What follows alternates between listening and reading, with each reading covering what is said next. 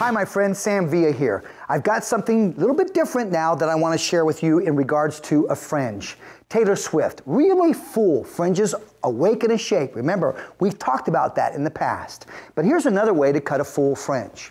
Think about this. Number one, our ingredients and what we're going to need. We're going to need a cutting comb. Once again, I've selected white because of the color of hair that I'm working with, so it creates contrast. I'm going to work with my 7-inch dry cutting shears. Reason being, I want a shear that has extra length in the blade, creates a much straighter line rather than opening, closing so many times with a shorter blade. I'm going to finish it off with my small boar bristle brush, working with a sleeker, some sectioning clips. And we blow dried it using our satinware and diamond oil. Dominant product, our satinware 02 from Redken and our Redken diamond oil. Loving Redken diamond oil to blend with. Then I'll finish it up with a little bit of Shine Flash, and obviously I'm obsessed with Control Addict 28. So let's get started.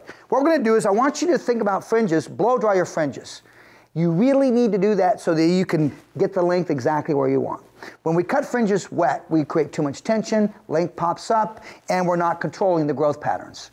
Always ask your client if they're up for the maintenance on a fringe. That's the first question I want you to ask, because any fringe requires maintenance on the client end. Make sure you get that commitment from the client.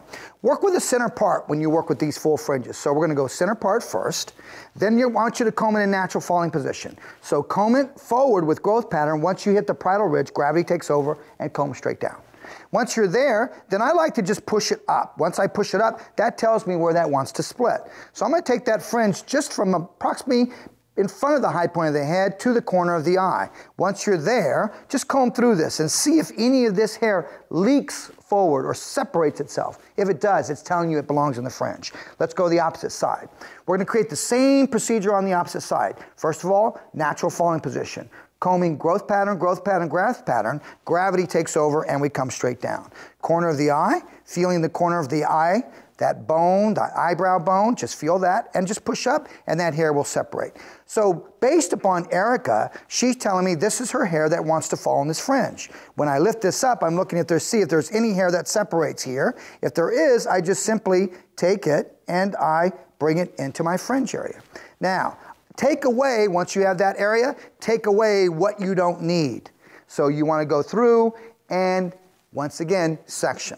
The reason we section is we section for control. When we don't section, we will lose control. So always want you to remember that. Some people don't section. Apparently what happens is you'll accidentally pick up some of this hair and put it in the fringe. Now we have it in a position where we really don't want it. Okay, we've isolated the area that we're going to cut with a fringe. We're going to take our 7-inch dry cutting. Love to use this shear when I'm cutting my fringes. First thing we're going to do is we're going to get our guide. So because it's so thick, when the hair's thick, I'm going to suggest you subdivide it. So you subdivide horizontally going across. Take away what we don't need, bring it to the back, and just slide it into your clip so that it's out of the way. Now, here's where we're going to go first. We're going to start with a comb. I'm just going to release a little bit more density here. So we're going to start, we're going to start with a smaller section, but we're going to start with the comb, meaning that I'm going to use my comb with no tension. But watch what we're going to do to change this up. Okay, once we have this section, now we're going to divide this from eyeball to eyeball. So we get a little bit more of a rectangle shape here that does this. Now we're going to work with the wide teeth of our comb so we get no tension. I want you to elevate, place the comb on the forehead, lay it down inside, and push it to the back of the comb, the spine of the comb. That ensures that you get no degree of elevation. Once we're here, I want you to leave it longer than what you actually think or what the client wants. This is such a temperamental area in terms of length, meaning that so many times they've had it cut shorter than what they've actually wanted. Keeping the hair down the spine, watch the length of the blade come in, and look how I'm compressed right up against the comb. Now this is the line that I'm going to cut. Now once I'm there, simply come to the outside, lift that up, push it inside. Sam, what? This isn't anything different than what you showed me in the past. Hold on now, this is creating the guideline. Once again, move and lift what it is that we're going to go through. Push down into the spine of the comb, bring it down. Remember, no tension with fringes ensures that you get the length where you need it and ensures you get a nice line. Now here's the difference, my friends. Let's go back, grab what we had as our section. Now bring this over. Now what I want you to do is, all I want you to do is think about the palm of your hand, your fingers. Remember what we were talking about. It's the most tool and most valuable tool you have. Now I want you to simply take this, place the palm of your hand underneath your fringe now, and I want my fringe to be a little bit more floppy, let's say, a little bit more heaviness to them. So I'm not going to go through it, I'm not going to use it in my hand or my comb. All I'm going to simply do is just comb it down and let it fall where it wants to fall. Make sure that you're able to see through to your guide. Could you see that I couldn't see my guide? Once again, hand comes underneath, bring it right underneath, and look for that guide. Once again, can't see, you only get one kick at this, guys. Don't be in a hurry with fringes. Remember, very temperamental area. Hand comes underneath. Now look at that solid line I had underneath. Now my middle finger goes right to that solid line. Now my scissor comes in, and now look at how I'm just using my hand as a cutting board. So I'm not adding any tension. So what it does is it gives you a really nice, a little bit more, no tension, and the idea of it being a little bit more of a relaxed fringe and not so solid and not so stiff when I go through and hold it with my hand. Okay? Bring the last section over, and once again, just comb through it, allow it to fall where it wants to fall. Use your the palm of your hand as the cutting board. So it comes over. What I love about this, here's the difference now. It's giving me a little bit degree of elevation. So I've got some weight to it, but it's a very sense of floppy terms of weight in terms of the way that I'm building this. So you can see how you really get your hand as a backboard in terms of the line that you see. And then watch how I'll graduate this now. What we're going to recommend is that we never leave our fringes one length. Sam, that's pretty long. Well, remember, we still have to bevel that. So watch what I bevel it. I want this more like a peekaboo fringe. You base the length on the expectation and needs of the client. Now let's go through and let's graduate our fringe. I'm going to give you a profile view of this. We're simply going to take a vertical section down the center. What we're going to do is we're going to bevel it by knocking the corner off. So we come through, fine teeth of the comb, points up to the ceiling, push the hair down the fine teeth. Fine teeth will compress it, it stays there, hand comes underneath. Then I want you to overlap your finger angle, slide back. As soon as that comb is horizontal, that is telling me this is the amount of corner that needs to come off. So I simply take off that amount of corner right there that you see. I think a lot of times what happens is we play the guessing game in terms of how much corner we need to take off. Watch. When I release that, all I'm getting is I'm getting my sense of weight to it, but I get a little bit more sense of roundness to it. Come to the outside now. Look at the diagonal forward line. Pick up the section for your fringe. Bring the fine teeth of the comb in. Now watch me push this inside. Because the hair is dry, it's going to pop out. So now our hand immediately comes underneath. Look at my nails, my fingers, how my middle finger is over the index finger. I slide back. There's that horizontal line. So Sam, yes, I noticed that on this section, you're sliding more diagonal back into it. Absolutely right. First you go vertical, then you go diagonal parallel to that diagonal forward line, and you're going to repeat the same procedure on this side. Once again, here's that diagonal forward line.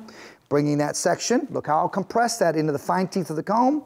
We bring our hand underneath, overlap. Now just slide back. As soon as you see that comb horizontal, that's how much corner you're taking off. So what you're learning here is the proper proportion of length to layer out on top or graduate the top compared to the proportional length you have. Watch. In the old days, I'd pick it up like this, and I'd go, see the corner, and I'd say, well, let's take off all of that corner. Look how defined that is. That's my weight in terms of having that heaviness to it. Now, let's finish. Watch. Instead of taking the iron and closing the iron completely on this section, I can tell you right now, the iron's not touching my finger, but my finger is feeling heat right now. And remember what heat does to the hydrogen bonds. It gives that little, it starts to rearrange those hydrogen bonds. So think about that. I'm just going to simply take even just my comb. Watch this now. I'm going to give you a profile view of this. And I want to give you a profile view because I want you to watch how I'm not going to close this iron completely. The object of the game here is I want to go through and just bevel this fringe. Because the iron, the plates are rounded and the casing of the iron is rounded, all I'm doing is never closing, but I'm using the iron just to bevel and create the roundness. So now I'm getting this more beveled. So you get a little bit more of a bevel. You don't have to use the round brush, a round brush or a Denman brush, or you don't have to even use your blow dryer. All you're using is your comb and your flat iron. So I want you to teach your clients this, because here's the idea, guys. This little trick adds value in today's world in terms of educating the client in terms of maintenance. Remember, we talked about getting the commitment from the client in terms of, are you committed to the maintenance in your fringe? If they do not commit, then I would recommend you do not cut the fringe. What are you talking about, Sam? Well, you have to remember, when you cut a fringe, it needs to be spritzed every morning with water, and it needs to be refinished again.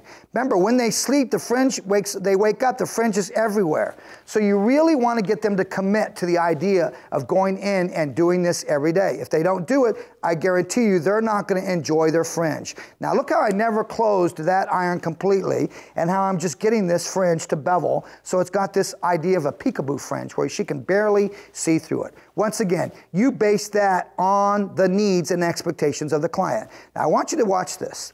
Once I bevel this, anytime you bevel anything, my friends, what we've been talking lately at Sam Villa is about double identity, versatility. Watch this. If I took off the proper amount of corner, this fringe, the client's no longer stuck with just one fringe. She can take this to the side, so she gets more of a side sweeping fringe. That's double identity. So once again, it's a great way to cut a full fringe, simply using the palm of your hand now with no tension, using that as a backboard so you're able to see the hair and your guideline. No tension, creates a little bit more floppiness. Showed you how to take the corner off so that you get a little bit more double identity out of a fringe. That's the story on a fringe today. I sincerely hope that that helps you behind the chair. I'll see you next time around. Sam Villa here. Take care, my friends.